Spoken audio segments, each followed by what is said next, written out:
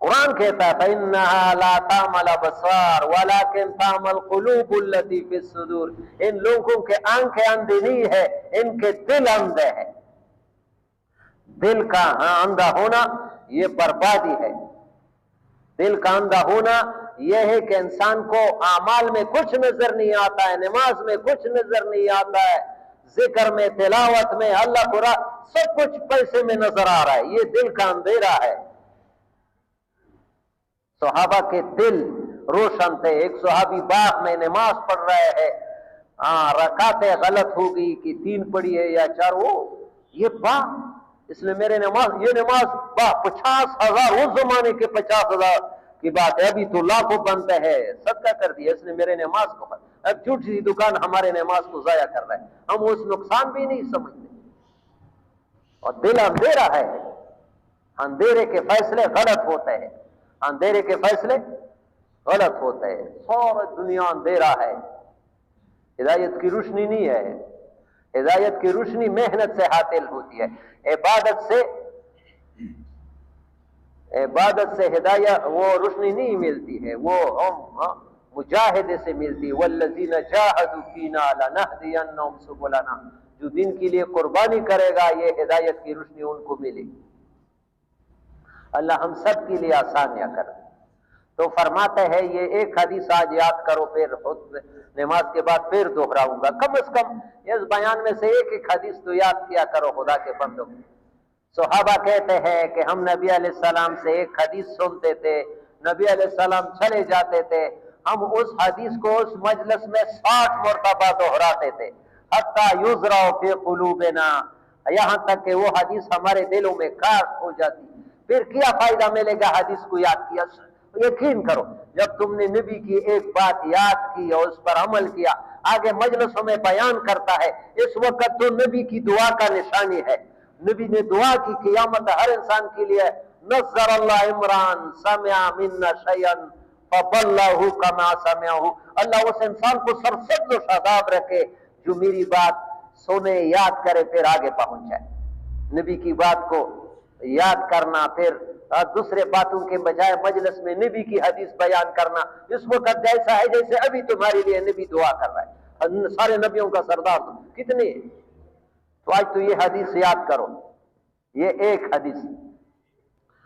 ابو امامہ رضی اللہ عنہ فرماتے ہیں کہ جب نبی علیہ السلام کی بعثت ہوئی، بعثت مانا نبوت مل گئی، تو شیطان نے اپنے لشکروں کو بھیجا کہ کیا ماجرا ہوا ہے۔ پہلے شیطان آسمانوں پر اٹھ چلے جاتے تھے، پھر ان کا جانا بند ہو گیا۔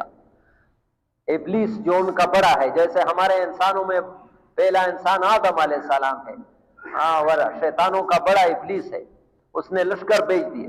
انہوں نے اطلاع دی ایک نبی کی بعثت ہوئی ہے جس کی بہت بڑی امت ہوگی۔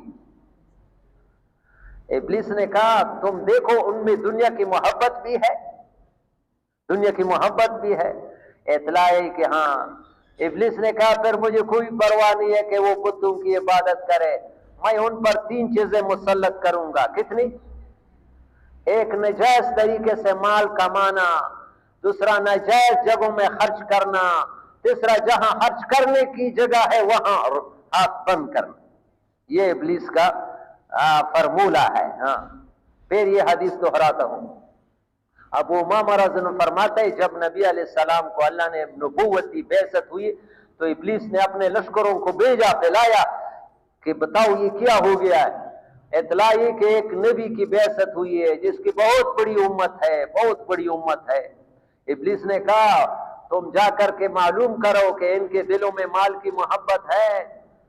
جب پیغام آیا کہ ہے، ابلیس نے کہا پھر مجھے کوئی پرواہ نہیں ان کے گمراہ کرنے کا کہ وہ بتوں کی عبادت نہ کرے، کوئی بات نہیں، بتوں میں ان پر 3 چیزیں مسلط کروں گا، ناجائز طریقے سے مال کمانا، ناجائز جگہ خرچ کرنا، اور جہاں خرچ کرنے کی جگہ ہے وہاں سے ہاتھ روکنا۔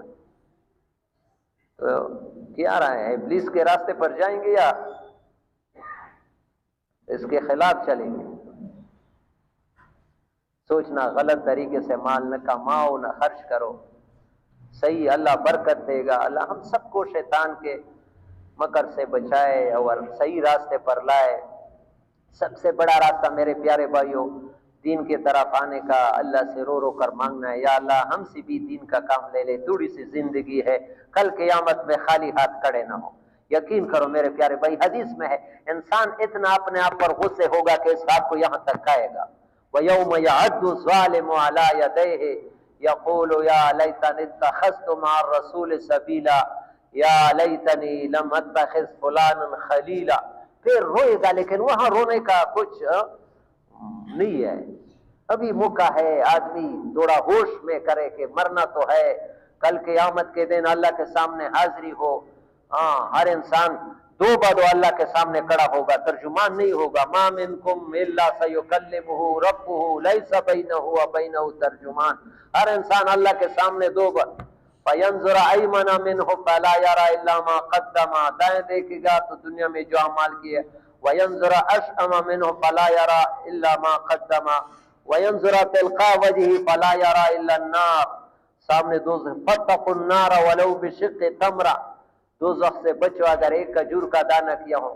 نہ ہو، ومن لم یستطع فبکلمۃ طیبہ، اتنی بھی طاقت نہ ہو کسی مسلمان کے ساتھ میٹھی بات کرو، یہ بھی دوزخ میں سے بچنے کا ذریعہ بن سکتے۔ اللہ ہم سب کو حضور پاک صلی اللہ علیہ وسلم اللہ کے حکم نبی کے طریقے پر چلنے کی توفیق نصیب